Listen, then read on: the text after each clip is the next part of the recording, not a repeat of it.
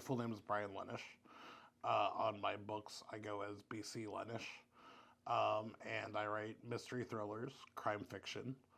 And that's what I offer. Just if you're into that sort of thing, I've written 3 books. I've written The Woodsman, Country Roads, and Chasing Devils.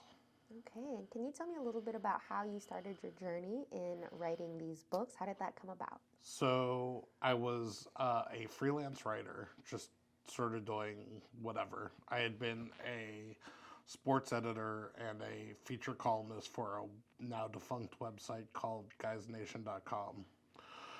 Was kind of trying to go out on my own, and I was pretty frustrated by the opportunities out there in the quote unquote gig economy. Um, and it had been something always at the back of my mind, and it was actually my wife who really pushed it to be like, you've always wanted to do this. I've got us. If you want to, you should really pursue it full time. And after she twisted my arm a little more, I did. And I wrote The Woodsman in 2019. Got a polished manuscript towards the end of 2019, early 2020. If you're a history buff, you might remember a global pandemic hit right around then, shut down all the publishing industry. And I kind of wasn't content to wait around, and I just chose to do it myself. And I formed my own LLC and put the books out myself. Wow, that is impressive. How did you go about like with publishing and everything? Like, were there any resources or anything? A lot of networking, a lot of just Googling stuff. It's amazing what you can find on the internet if you don't know a specific answer. Um, in terms of printing the books, I contract that out. In terms of designing the books, I also had help with that. Um, but in terms of laying it out and all that, I've had an editor that has given me a really affordable rate as a self-published author. So that's helped, and uh, he's also a terrific friend, and so he was able to beta read my second two.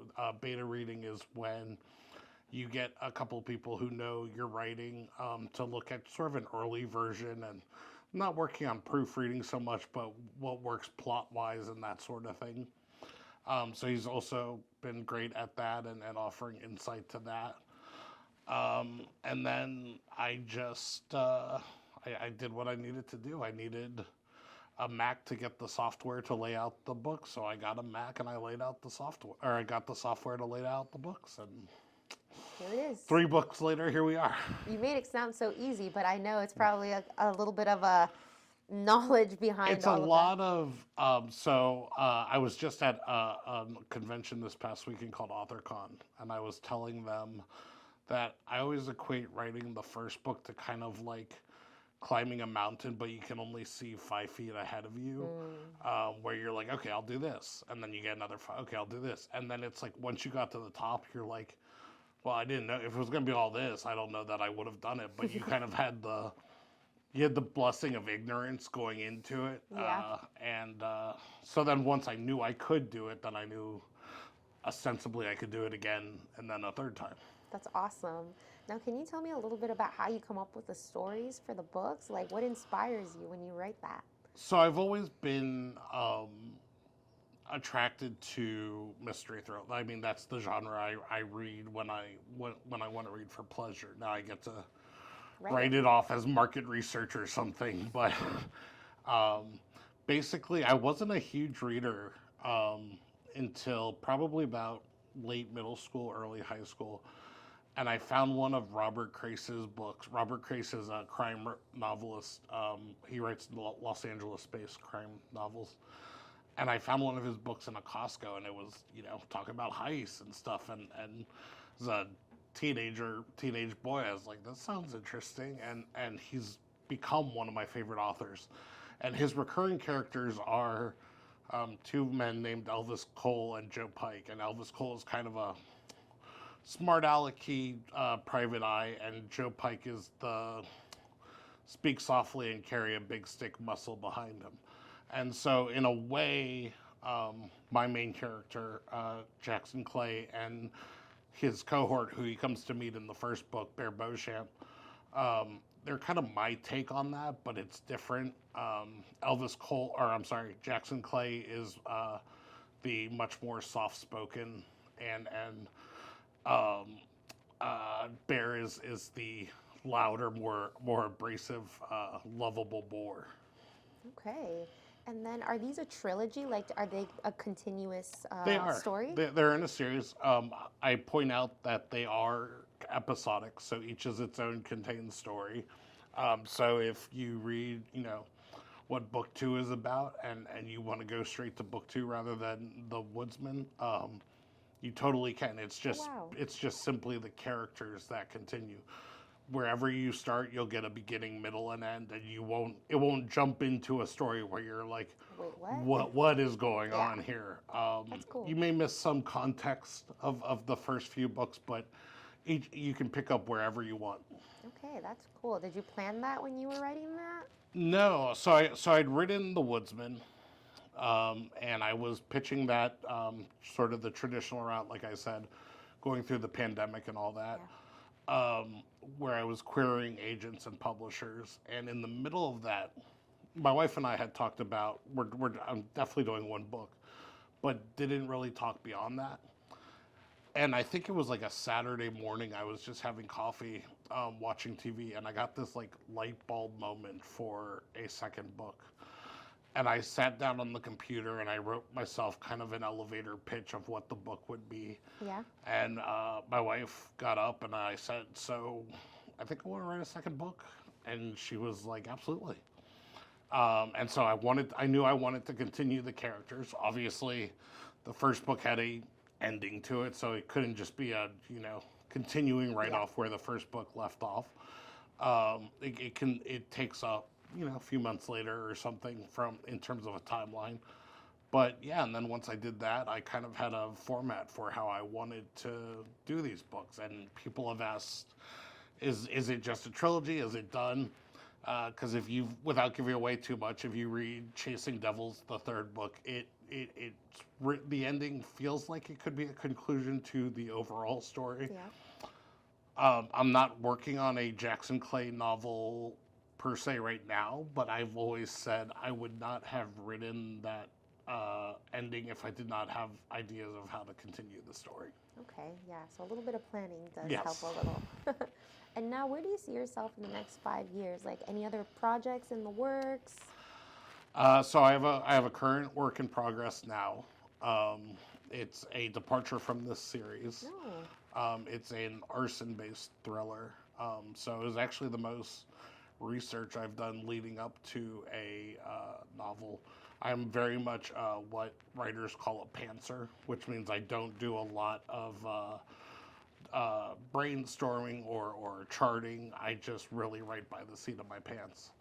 Um, and this was really the first time because I'm not an arsonist, and I don't know how arsonists. So I had to do a lot of research into that, and I'm sure based on my search history, the FBI has a file on me now. But it's one of those things where I didn't want the thing I cannot stand in both, whether it's books, movies, whatever the storytelling is where it just doesn't feel believable. And so I Yes. wanted to understand enough of the world of both arson, but arson investigation, where it felt like this could be a real story, even though it's a Realistic. work of fiction. Yeah. Okay.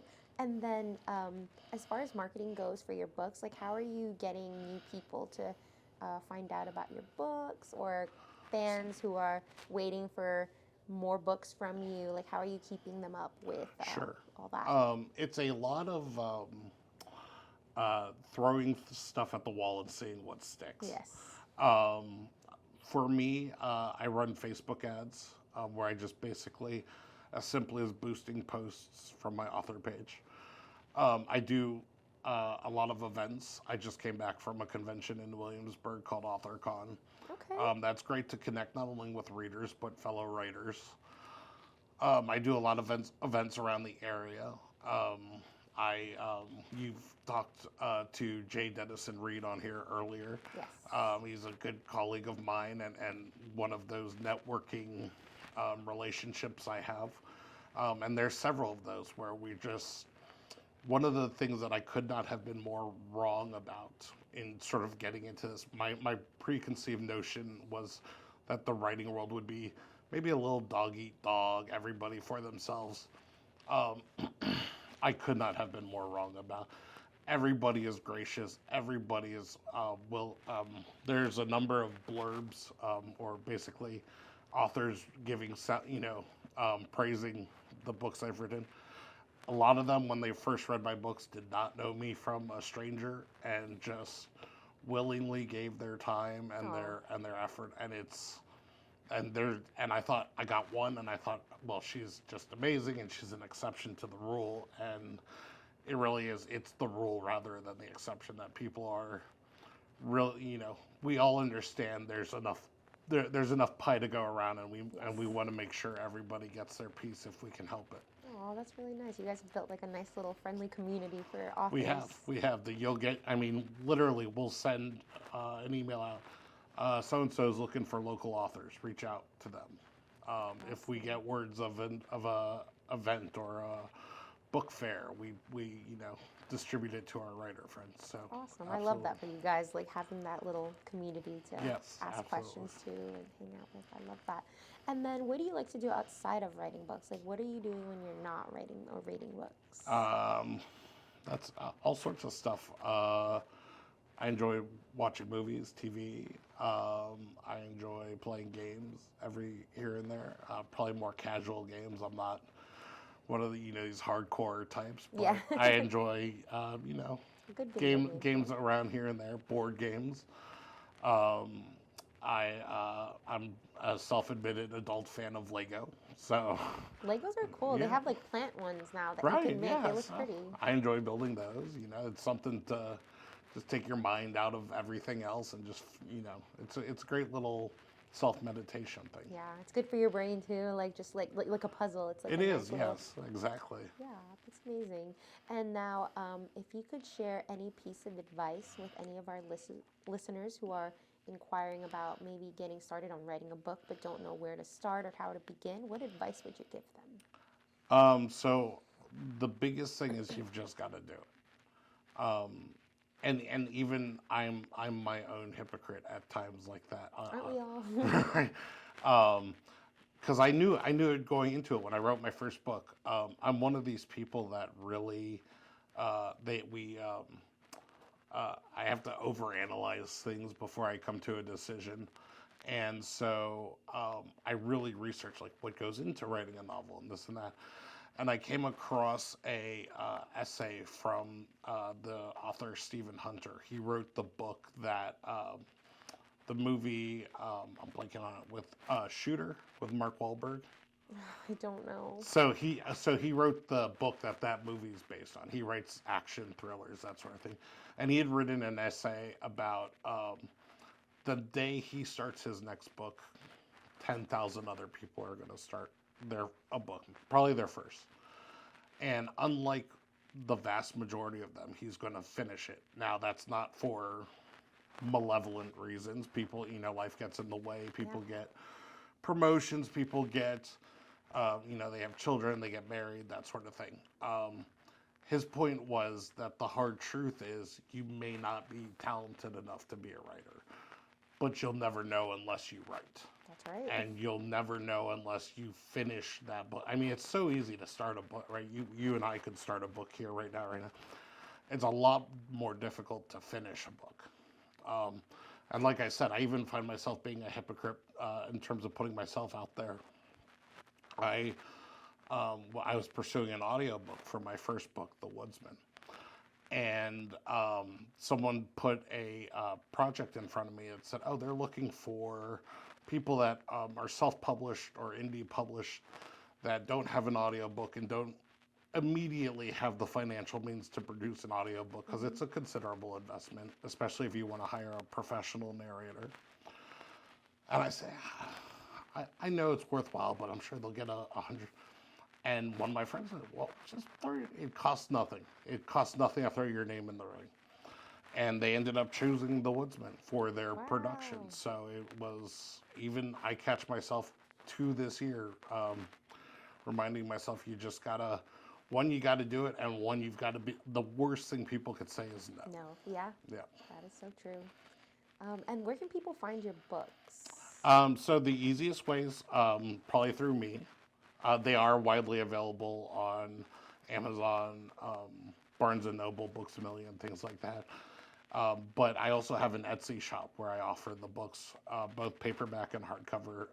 It's etsy.com/shop/BCL novels, I think. And that way you could get it personalized if you want it autographed. Awesome. I don't charge anything to graffiti your book for you. And then that way you're getting it directly from me rather than someone, and you know where your book's coming from. Yeah. And if you want it, if it's for Mother's Day, if it's for Father's Day, you can send a note. Hey, can you write to Mom, to Judy? I've gotten all sorts of requests for That's for awesome. dedication. So That's great that you happy have that to do option. it. Yeah. Yes, absolutely. And that's really the only way to get that. Okay. And then, like I said, I'll have an audio book for the first one coming out May 21st. So if you're more of an audiobook person than a actual normal traditional reader, that'll be available on Amazon, Audible, and iTunes May 21st. Awesome. And now, my final question, if you could leave our listeners with any piece of advice or anything that's in your heart that you would want to share, what would that be? Oh, man. I guess I would say just be kind.